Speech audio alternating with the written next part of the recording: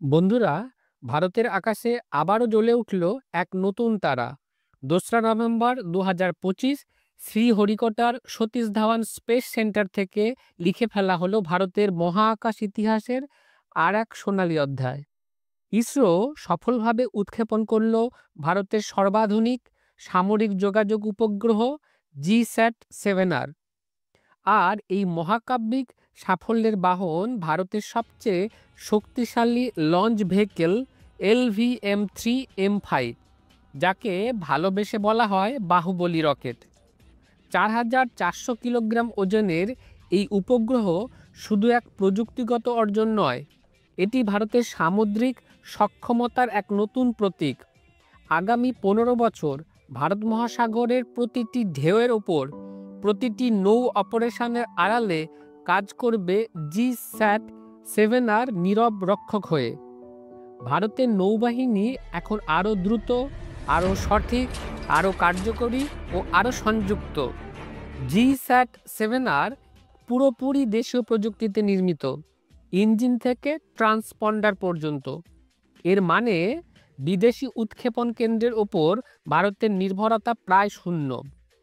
এটাই সত্যিকার আত্মনির্ভর ভারত, যেখানে বিজ্ঞান, প্রতিরক্ষা এবং গর্ব এক হয়ে যায়। নৌবাহিনীর জন্য তৈরি এই অত্যাধুনিক উপগ্রহে রয়েছে এনক্রিপ্টেড যোগাযোগ ব্যবস্থা।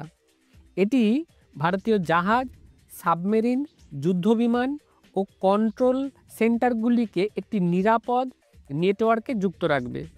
Real time communication, data sharing ও নজরদারিতে এমন সক্ষমতা ভারতের জন্য গেম চেঞ্জার। ইলেকট্রনিক বা সাইবার যুদ্ধের যুগে GSAT-7R হল ভারতের অদৃশ্য ঢাল।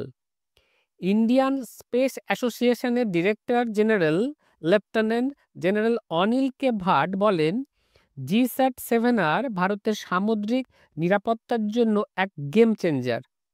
এই এক বাক্যই বলে দেয়, আমাদের প্রযুক্তিতে এখন আমাদের শক্তি।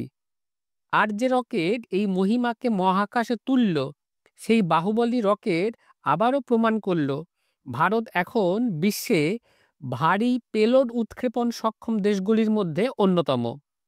চন্দ্রযান, আদিত্য, গগনযান প্রতিটি সাফল্যের পেছনে এই রকেটের দাপট। আগামী গগনযান মানব মহাকাশ মিশনেও এই রকেটই হবে ভারতের ভরসা। GSAT-7R শুধু একটি স্যাটেলাইট নয়, এটি ভারতের আত্মবিশ্বাস, ভারতের প্রতিরক্ষা আর ভারতের বিজ্ঞানীদের পরিশ্রমের প্রতীক।